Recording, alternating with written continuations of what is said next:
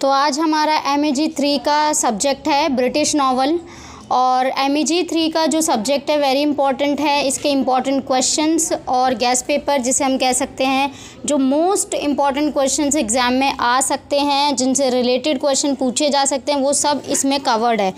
और वीडियो में मैं आपको पूरा डिटेल में एक एक क्वेश्चन समझाऊंगी, उसका आंसर कैसे आप लिख सकते हैं, उस पैटर्न को आप देखेंगे और इसमें आप किस तरह से एग्जाम्पल्स का यूज़ कर सकते हैं in the writing of your answers. तो वो सब हम डिटेल में जानकारी लेंगे। तो मैं आपसे यही बोलूँगी कि अभी तक अगर आपने मेरे इस चैनल को सब्सक्राइब नहीं किया है, just do the subscription, because उसके बाद आपको क्या है, हमेशा जो नए नए वीडियोज़ हैं रिलेटेड विद दिस सब्जेक्ट देखने को मिलेंगे और आपके पास डायरेक्ट नोटिफिकेशन आ जाएगा। इसके अलावा मेरी एक और सजेशन है कि इसमें मैं डिटेल में एक एक चीज़ बताऊंगी, तो आप नोटबुक लेके बैठ सकते हैं। नोटबुक एंड पेन आप ज़रूर लें, क्योंकि इसमें जो इम्पॉर्टेंट टॉपिक्स रहेंगे वो आप लिख सकते हो। So at the time of exam आपको जस्ट हरीडली उनको गो थ्रू करना है and then you can make your answer at your mind, क्योंकि सब कुछ तो हम याद नहीं कर सकते, बट हाँ जो इम्पॉर्टेंटली हमने समझा है वो हम ज़रूर एग्ज़ाम में अटैम्प्ट कर सकते हैं। तो चलिए स्टूडेंट शुरू करते हैं। और वीडियो शुरू करने से पहले आप सबसे पहले ये समझ लीजिए जो बैकग्राउंड है ऑफ दिस पर्टिकुलर सब्जेक्ट। तो सबसे पहले जब मैंने स्टार्ट किया देखा था इग्नू की बुक जो है ई ज्ञान कोश में, तो उसमें पहला चैप्टर इसके बारे में ही दिया गया था, जो कि इम्पॉर्टेंट है द नॉवल, कि नॉवल की जो शुरुआत है वो कहाँ से हुई है और उसको क्या कहते हैं, मतलब बेसिकली क्या होती है। तो एक ये लिटरेरी फॉर्म होती है जिसमें हम जिसके कई सारे एवोल्यूशन हुए हैं through the history, societal changes, cultural shift, जितने भी सारे चेंजेस हुए हैं और जो ह्यूमन ने एक्सपीरियंस किए हैं, तो वो नॉवल में मेंशन किए जाते हैं as a form of stories. तो ये एक तरीके का यूनिक जॉनरा है। और कई बार ऐसा भी होता है कि नावल को लिखने वाले उसको एक कल्पना के तौर पे भी लिखते हैं। बहुत सारे नावल हैं जो कि जिनका रियलिटी से कुछ लेना देना नहीं है। जैसे आप देखोगे फ्रैंकेनस्टीन एक साइंस फिक्शन था, बट उस टाइम की रियलिटी से इतना कुछ लेना देना नहीं था। ये नहीं कह सकते कि हाँ फैक्चुअल बेस्ड है, बट हाँ एक बहुत अच्छी कलात्मक कृति है जो कि हम पढ़ते हैं और हम बिल्कुल मतलब अलग ही वर्ल्ड में पहुंच जाते हैं। तो नावल के साथ भी ऐसा ही होता है। काफ़ी इवोल्यूशन से गुजरी है नावल, और वो सारे इवोल्यूशन, तो आप इसमें MEG 03 जब आप पढ़ेंगे तो आपको ऑब्वियसली एक एक चीज़ की जानकारी मिल जाएगी।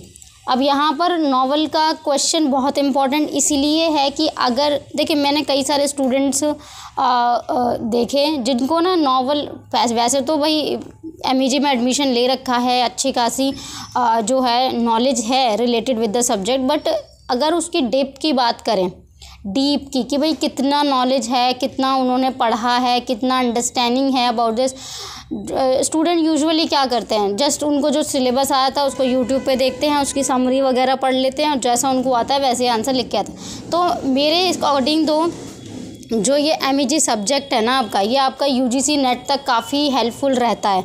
अगर आपने जो MA में स्टडी अच्छी करी, यानी बहुत डीप स्टडी करी, तो MA के बाद जो UGC नेट का एग्ज़ाम है या जो भी आपको आगे करना होगा, तो उसके लिए ऑप्शंस बहुत अच्छे खुल जाते हैं।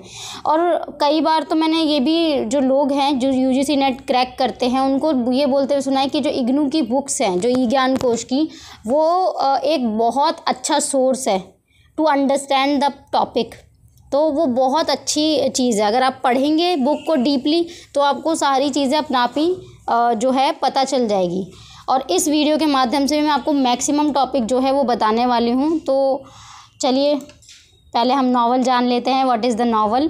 सो एक तरीके का लॉन्ग वर्क ऑफ फिक्शन है जिसमें हम स्टोरीज़ देखते हैं ऑफ ह्यूमन एक्सपीरियंस, और जो कि इंटरकनेक्ट होते हैं character, events and themes. Obviously एक नावल जो होती है या स्टोरी, अगर शॉर्ट स्टोरी की बात करें तो short story is a very short, है ना, उसमें कैरेक्टर के बारे में इतनी ज़्यादा जानकारी नहीं होती जितनी नावल में आपको पता चल जाती है।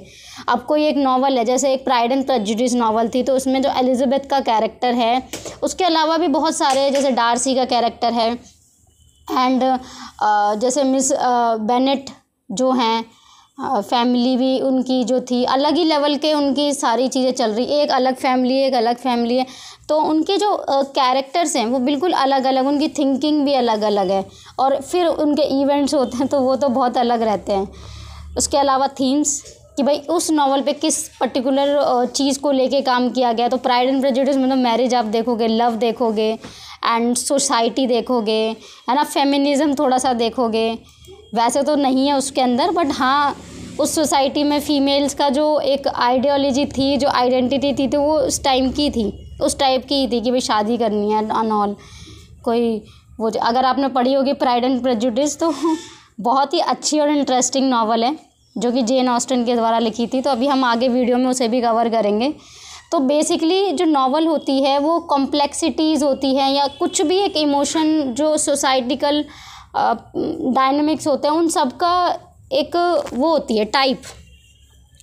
अगर मान लो कोई नावल है, जैसे मैंने अभी बताया आपको, एक लव एंड मैरिज बेस्ड है प्राइड एंड प्रेजुडिस जो नावल है, तो उसमें क्या ह्यूमन रिलेशनशिप को दिखाया है, उनके इमोशंस को दिखाया है, और किस तरह से सोसाइटी, आज की सोसाइटी तो बहुत अलग है, बट उस टाइम की सोसाइटी जब Jane Austen was writing that novel, उन्होंने जब लिखी थी तो उस टाइम पे इस तरह की ही थी लोग जो थे, और ख़ास तौर पे वुमेन, और तो ये सारी चीज़ें थी। फिर बाद में एक नावल और थी जो मैंने पढ़ी थी, गॉन विद द विंड, वो भी बहुत मतलब वो तो इतनी अच्छी और मुझे बहुत अच्छी लगती है अभी भी वो नावल, और मेरे पास है बहुत सारी कलेक्शन ऑफ नावल्स। तो उसमें वन ऑफ द ये कह सकते हो बहुत अच्छी, तो वो है भी बहुत बड़ी, उसकी मूवी भी मैंने देखी थी, तो वो बहुत बड़ी नावल थी। एक्चुअली मैंने अपने बीए वाले जब मैंने बीए की स्टडी की थी तब उस नावल को पढ़ा था, तो वो मुझे one of the best novel लगी। पहले मुझे प्राइड एंड प्रेजुडिस लगती थी, जब मैंने वो देख ली तो फिर मुझे बहुत वाली स्टोरीज़ बहुत अच्छी लगती थी। तो इसी तरीके से नावल जो होती हैं वो एक तरीके से कई सारे, ये भी कह सकते हो आप, शॉर्ट स्टोरीज़ के कलेक्शन है, बट वो जो स्टोरीज़ होती हैं वो एक ही पैटर्न पे होती हैं और उन्हीं के एक ही कैरेक्टर्स होते हैं। तो basically it is easy to understand कि नावल क्या होती है। Why I am saying this in deep, क्योंकि ये काफ़ी सारे बार क्वेश्चन पूछ लिया जाता है। अगर नहीं भी पूछते तो आप इसको एटलीस्ट मेंशन कर सकते हो इन योर आंसर, जो कि आपका अगर बैकग्राउंड से रिलेटेड कोई क्वेश्चन आता है तो ठीक है। तो चलिए अभी हम अपने गैस पेपर का जो PDF है उसको शुरू कर लेते हैं, जो इम्पोर्टेंट क्वेश्चंस हैं उनको स्टार्ट कर लेते हैं। अच्छा, उससे पहले आपको ये चैप्टर्स हैं सारे के सारे। पहले हमारा टॉम जोन्स है, pride and prejudice also is, और चार्ल्स डिकेंस है भी, ग्रेट एक्सपेक्टेशन, वुदरिंग हाइट्स है, एंड जॉर्ज इलियट या middle March, heart of darkness. इनके अलग अलग बैकग्राउंड्स हैं, मतलब ये जो पूरी नॉवेल्स हैं ये पूरा एक कहते हैं ना उस टाइम के पीरियड को दर्शा रही हैं। Tom Jones is different, pride and, ये सब अलग अलग हैं एक तरीके से। तो आप इसको पढ़ेंगे, जैसे अगर आप जैसे इसको पढ़ते हैं तो सिर्फ समरी नहीं पढ़नी है आपको, इसका पूरा बैकग्राउंड पढ़ना है कि उस नावल के अंदर एक्चुअली में क्या जो है वहाँ की सोसाइटिकल चीज़ें ली गई थी, और starting from the Tom Jones तो कैसा टाइम था, फिर प्राइड एंड प्रेजुडिस में कैसा, फिर वुदरिंग हाइट्स में क्या था, देन ग्रेट एक्सपेक्टेशंस, मिडिल मार्च, इन सब में एक है ना पीरियड ऑफ चेंजेस देखने को मिले हैं। तो सर्टेन चेंजेस देख के आप उसमें एक एनालाइज कर सकते हो कि हाँ इसमें ये बैकग्राउंड्स है, ये कैरेक्टर्स है। एक जो नावल को पढ़ने का सबसे अच्छा तरीका है, जैसे हम नावल में पढ़ रहे हैं उसकी समरी, तो it is important, summary is very important, but उसके साथ उसके कैरेक्टर्स भी जुड़े हुए होते हैं, कैरेक्टर्स के साथ थीम, और थीम तो वही होती है नावल में जो उस टाइम का करंट पीरियड चल रहा होता है, या फिर कोई अलग से एक फैंटेसी वर्ल्ड क्रिएट हो जाता है। तो वो दो चीज़ें ही होती हैं बस नावल में जो देखने को मिली हैं। तो चलिए अब हम अपना गैस पेपर शुरू करते हैं। सो ये हमारा PDF है। वीडियो शुरू करने से पहले मैं आपको बताऊं, अगर आपको इसका PDF का ये PDF बाय करना है और इससे रिलेटेड बुक्स वगैरह भी आपको ख़रीदनी है, जो MEG से रिलेटेड बुक्स हैं, MEG 2, 3, 4, 5 जो भी आपके सब्जेक्ट्स हैं, तो आपको सिर्फ सिंपली गूगल पर जाना है। यहाँ पर आपको लिखना है shop.sandridge.in। गूगल सर्च कर लेंगे आप, तो यहाँ पे सबसे पहले जो वेबसाइट ओपन होगी सैनरिच बुक हाउस, यहाँ पे आपको जाना है। ये कुछ इस तरीके से पूरी वेबसाइट है जिसमें आपको सारी बुक्स, गैस पेपर्स, असाइनमेंट्स, जितना भी आपका A to Z रिक्वायरमेंट है वो सब आपको यहाँ मिल जाएगी। यहाँ पे आपको MEG लिखना है। MEG जैसे आप लिखोगे, सर्च कर लेना है, तो जैसे आप सर्च करोगे यहाँ पे MEG से रिलेटेड जितने भी वो है ना इम्पॉर्टेंट क्वेश्चन एंड ऑल, वो सब आ जाएंगे। तो यहाँ पे आपके जितने भी सब्जेक्ट्स हैं MEG 16, 15, 14, ठीक है, ये सारे आपको मिल जाएंगे। अभी तो हमारा 3 सब्जेक्ट है, ये हमारा 3 पे जैसे हम जाएंगे तो ये हम इम्पॉर्टेंट क्वेश्चन के PDF यहाँ से हम डायरेक्टली ऐड टू कार्ट करके बाय कर सकते हैं। इसके अलावा अगर आपको बुक्स वगैरह भी चाहिए तो यहाँ पे सिंपली यहाँ ये देखोगे आप, प्रोडक्ट कैटेगरीज़ हैं, तो प्रोडक्ट कैटेगरीज़ में एग्ज़ाम गाइड्स पे आपको मिल जाएगी जो सारी गाइड्स हैं, ठीक है। इसके अलावा अमेज़न, फ्लिपकार्ट पे भी सैनरिच की बुक्स अवेलेबल हैं। सैनरिच की MEG की सीरीज़ और सैनरिच की MBA की सीरीज़ तो काफ़ी ज़्यादा लोगों द्वारा ली जा रही है, क्योंकि इसमें डीपली बिल्कुल सब चीज़ें बताई गई हैं, इजी नोट्स हैं और इजीली जो है ना एक स्टूडेंट को समझ में आता है, जो वो पैटर्न है। उसके अलावा MBA में तो ग्राफिकल यूज़ भी काफ़ी ज़्यादा है, तो आप वो सारी चीज़ें देख सकते हैं। इसके अलावा आप चलते हैं अपने PDF पर, जो आपको फ्री ऑफ कॉस्ट मिलेगा। और अगेन आई वुड से कि आप पेन कॉपी लेके बैठें, तो इम्पॉर्टेंट क्वेश्चंस होंगे, इम्पॉर्टेंट आंसर्स होंगे, वो आप ज़रूर मार्क करें। तो चलिए हम सबसे पहला हमारा क्वेश्चन शुरू कर लेते हैं, जो कि है 18th century society reflected in Tom Jones, do you think it is realistic reflection. तो जैसे मैंने आपको स्टार्टिंग में कहा कि नॉवल जो होती है वो क्या उस तरह के किसी सोसाइटी को या कल्चरल एस्पेक्ट हो या जो भी चीज़ें उस टाइम पे घटित होता है उस पर्टिकुलर टाइम पे, वो दर्शाती हैं। और कई बार ऐसा नहीं भी होता, कई बार ऐसा होता है राइटर्स की अपनी ही कल्पनाएं होती हैं, उनका अपनी ही दुनिया होती है, तो उसी को वो दर्शाते हैं। तो दोनों एस्पेक्ट्स होते हैं, लेकिन वो फैंटेसी होती है यहाँ पर। लेकिन टॉम जोन्स में क्या है वो आपको इसमें बताना है। तो यहाँ पे इंट्रोडक्शन आपको अपने आंसर में लिखना है।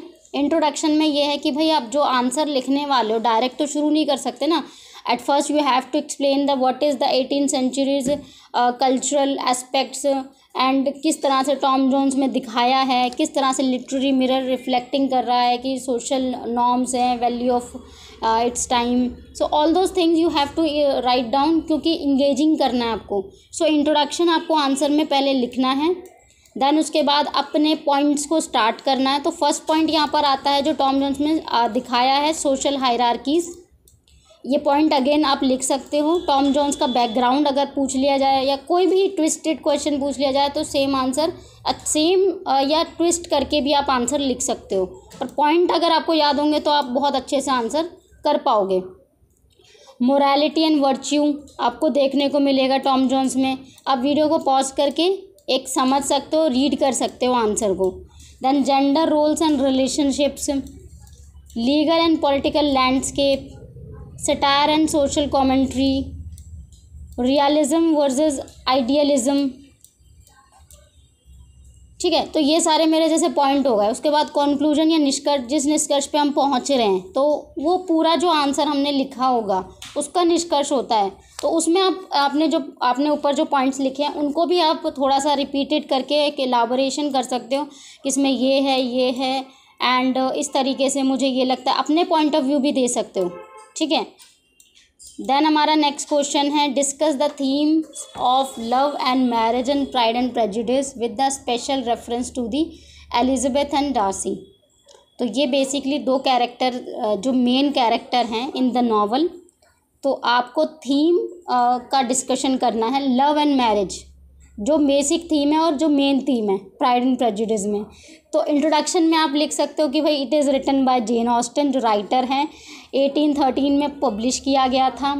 और इसमें वेरियस थीम्स हैं जिसमें one of the best theme is love and marriage and relationship दिखाया गया है उनका डार्सी और एलिजाबेथ के बीच में। वो आप इसमें मेंशन क्योंकि ये मेन नॉवल इन दोनों के ऊपर डिपेंड है, इन दोनों की कहानी है पूरी। तो आपने पढ़ी होगी, ऑब्वियसली नहीं पढ़ी तो समरी ऑलरेडी अवेलेबल है यूट्यूब पे, तो आप पढ़ सकते हैं। इसके अलावा इंडिया में मूवी भी बनी है इसके ऊपर, इंडिया की मूवी है ऐश्वर्या राय की, ब्राइड एंड कुछ करके नाम है उसका। सबसे पहले सोशल एक्सपेक्टेशंस एंड मैरिज जो इसमें है पूरी नॉवल में। फर्स्ट इम्प्रेशंस एंड प्रेजुडिस, ये भी इम्पॉर्टेंट है इसमें। एंड एलिजाबेथ के जो आइडियाज़ हैं अबाउट द मैरिज, डार्सी का जो ट्रांसफॉर्मेशन हुआ था वो। डार्सी एक्चुअली जो था एक काइंड ऑफ कैरेक्टर जो कि स्टार्टिंग में कुछ और एंड में कुछ और, किस तरीके से वो चेंज होता है बिकॉज ऑफ जैसे जैसे स्टोरी आगे बढ़ती है, तो वो पूरा एक इंटरेस्टिंग पॉइंट ऑफ व्यू है। एंड मिसअंडरस्टैंडिंग्स होती है, कम्युनिकेशन होती हैं जो कि एक तरीके से थीम को ही आगे बढ़ा रही है। जो थीम है love and marriage, at last तो वो एक तरीके से रिलेशनशिप पे एंड होती है ना थीम पूरी नॉवल की, तो वो पूरी आपको इसमें मेंशन करनी है। And social class and love, अच्छा class is important in this क्योंकि इसमें क्लासेस को दिखाया गया है कि किस तरह से एक लोअर क्लास है, एक अपर क्लास है, एक मिडिल क्लास है, तो वो एक तरीके से बहुत अच्छे से हाईलाइट किया हुआ है। एलिजाबेथ का जो था आइडेंटिटी, उसको जो है इंडिपेंडेंस वूमेन है, वो उसे इंडिपेंडेंस बहुत अच्छा लगता है, स्ट्रॉन्ग है और मतलब बिल्कुल एक ऐसा कैरेक्टर दिखाया है कि बेस्ट ही है एक तरीके से उस सोसाइटी के अकॉर्डिंग कि उसको सब कुछ पता है, आता है। She handles everything, every relationship, काफ़ी अच्छे से उसने रिलेशनशिप को हैंडल किया। इनफैक्ट इंडिपेंडेंस इसलिए कि उसने मना भी किया है कई सारे, जो एक वन ऑफ द प्रपोज़ल जो उसको मिला था, अच्छा खासा प्रपोज़ल था, लेकिन उसने वो ठुकरा दिया। मतलब वो ना बोल सकती थी और वो उस टाइम के लोगों के लिए भाई बहुत बड़ी बात थी, लोगों के क्या वुमेन के लिए बहुत बड़ी बात है, तो इसीलिए उसको इंडिपेंडेंट बोला गया है। Love conquers prejudice again. तो आप इनमें से कुछ थीम्स जो पॉइंट्स हैं ना वो याद कर सकते हो। आप एलिजाबेथ का कैरेक्टर के कुछ पॉइंट कर लो, डार्सी का जैसे ट्रांसफॉर्मेशन वो पॉइंट कर लो, तो इम्पॉर्टेंट है। तो एनी 5 अगर आपके माइंड में होंगे तो आपके रिलेटेड कोई, अगर जैसे मान लो एलिजाबेथ का कैरेक्टर का आ गया कोई क्वेश्चन, डार्सी का आ गया, या फिर इनका भी नहीं आया तो अगर नॉवल का बैकग्राउंड आ गया तो उसमें भी तो आप इनके, क्योंकि obviously these are the main character, तो आप इनको लिख सकते हो आराम से, तो आपका एक आंसर बहुत अच्छे से बन जाएगा, आपके पास हो गए कुछ नई चीज़ें लिखने के लिए। देन हमारा आता है Heathcliff has often been described as a Byronic hero, how far do you think this is accurate, illustrate your answer. तो हेथक्लिफ जो है उसको एक हीरो बोला जाता है, लेकिन एक तरीके से जो मतलब एक जो क्रिएट किया गया है हीरो का कैरेक्टराइजेशन, वो किस तरीके का है वो आपको इसमें बताना है। तो पहले आप नॉवल का बैकग्राउंड लिख सकते हैं। अगर अगेन आपको ये याद नहीं है कि ये कौन से सन में पब्लिश हुई है, तो एटलीस्ट आप राइटर को लिख सकते हैं। एमिली ब्रॉन्टे के द्वारा ये पब्लिश की गई थी, ठीक है। तो अब ऐसा क्यों है कैरेक्टर, तो बेसिकली ये पूरा कैरेक्टर, आप अगर कैरेक्टर्स आपको याद हैं कुछ एक अबाउट द नॉवल, तो आप उसमें मेंशन कर सकते हो। नहीं तो आप कैरेक्टर के बारे में उसका क्या स्टोरी थी, लव एंड पैशन, फिर वो ऑब्सेशन में कैसे बदला, फिर रिवेंज में कैसे बदला, तो वो चीज़ आप इसमें मेंशन कर सकते हो। It is easy. Conclusion again, then हमारा 4th क्वेश्चन है discuss the appropriateness of the title great expectations with suitable examples from the text. तो again it is written by Charles Dickens और बहुत अच्छी नॉवल है। काफ़ी सारी चीज़ें और वहाँ के जो एक क्या कहते हैं कल्चर को डिफ़ाइन किया गया था इसमें ग्रेट एक्सपेक्टेशंस में। मैंने इसके ऊपर समरी की वीडियो ऑलरेडी बनाई हुई है, इन जो नॉवेल्स हैं ऑलरेडी बनी है, आप सर्च कर सकते हो माई एग्ज़ाम सॉल्यूशन के चैनल पे, आपको जो है पूरी मिल जाएगी। कैरेक्टर्स भी उसमें अच्छे से डिफ़ाइन किए हुए हैं, तो आप देख सकते हो। पिप का कैरेक्टर है उसमें, उसकी पूरी जर्नी बताई गई है एक्चुअली, तो और किस तरीके से उसकी एक्सपेक्टेशंस बदलती हैं, किस तरह से the story is going on the relationship, और कितने चांसेस मिलते हैं, टाइटल का क्या सिंबॉलिज़म है, ठीक है। देन आप द कंक्लूजन, जो नॉवल की एंड होती है, क्या ओपन एंडेड किस तरीके से है, वो सारी चीज़ें इसमें है। और अगेन कंक्लूजन में आपको जो ऊपर आपने एक्सप्लेन किए होते हैं ना अपने आंसर में, वो आपको लिखने होते हैं। इसमें आप अपना पॉइंट ऑफ व्यू भी ऐड कर सकते हो कि हाँ मुझे किस तरीके से, जब मैंने नॉवल को समझा तो मुझे क्या लगा। और मैं ये बोल सकती हूँ, आप एग्ज़ाम से ना पहले ही कुछ एक क्वेश्चन पेपर्स को सॉल्व कीजिए, क्योंकि ना उससे क्या होता है, एक राइटिंग हैबिट हो जाती है।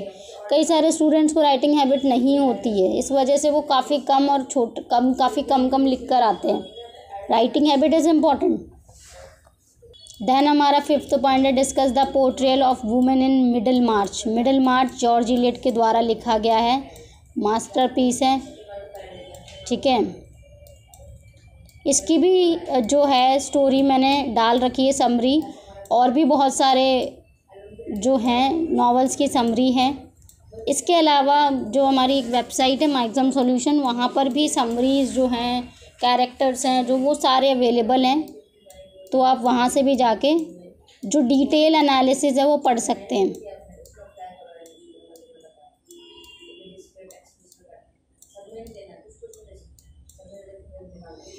देन नेक्स्ट क्वेश्चन हमारा, comment on the narrative techniques in Heart of Darkness. Heart of Darkness is just similar like the slaves were there at the time, and किस तरीके से जो लोगों ने कॉन्क्यर किया था। अब जैसे मान लो कि इंडिया में कहते हैं अंग्रेज़ों ने 200 साल तक राज किया, भाई इतने साल तक इंडियंस को गुलाम बनाया, तो ऐसी बात नहीं, उन्होंने बहुत जगहों पे किया था। हमारे इंडिया को के साथ साथ बहुत सारी और भी अदर कंट्रीज़ थी जिन पे राज किया था, और उसमें Africa was one of the biggest. बहुत अफ्रीका के जो लोग थे, अफ्रीकन्स, उनको उठा के अलग अलग कंट्रीज़ में ले जाया जाता था एज अ स्लेव, और उनका जो है शोषण किया जाता था। उनको बहुत ही अलग कंडीशन से गुजरे हैं वो लोग भी बेचारे। तो इस नावल में वही चीज़ दिखाई गई है कि किस तरीके से ये जो स्लेवरी है वो एक डार्कनेस में वो लोग बिल्कुल चले गए हैं। तो ये वो पूरी नावल में यही चीज़ें आपको पूरा एक दिखाया गया है कि किस तरीके से एक एक चीज़ होती है। और इनफैक्ट ऐसी भी बात नहीं है कि स्लेव सिर्फ एक अफ्रीकन हैं, जो अफ्रीकन्स हैं वो जॉब भी हैं, अच्छी पोस्ट पे भी हैं, बट फिर भी they have to follow the rule of the kingdom, है ना। तो वो चीज़ भी इसमें है कि अफ्रीकन है और अफ्रीकन लोग ही उनको साथ जो हैं लोगों को, जैसे एक तरीके का इंडिया का एग्जाम्पल ही ले लो, बहुत सारे इंडियंस भी थे जो जॉब पे थे उस टाइम पे, अंग्रेज़ों की कर रहे थे और अच्छी पोस्ट पे थे, अच्छी जो है एजुकेशन ले रहे थे। But at the other point of time बहुत सारे ऐसे लोग भी थे जो बिल्कुल स्लेव ही थे एक तरीके से, उनको उनके जो नेचुरल राइट्स हैं वो तक नहीं दिए जाते थे। तो वो दोनों चीज़ें पर्सपेक्टिव एक बार आप जोड़ सकते हो, और इसकी पूरी समरी भी आप पढ़ सकते हो। इसकी भी अवेलेबल है summary on my channel. Then हमारा ये 7th क्वेश्चन है। इसमें चैप्टर वाइज इसलिए दिया गया है ताकि आप एक एक चैप्टर का ना वो समझ लो, एक की कोर कि क्या है उसमें, क्या चीज़ बताई गई है।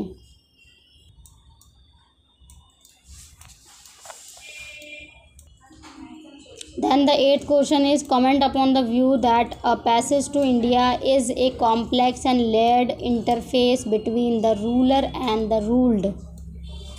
तो अगेन ये पैसेज टू इंडिया का है, जो कि E.M. फॉस्टर के द्वारा लिखी गई थी। बहुत ही अच्छा नावल था ये, काफ़ी सारी इसमें भी चीज़ें आपको देखने को मिलेंगी।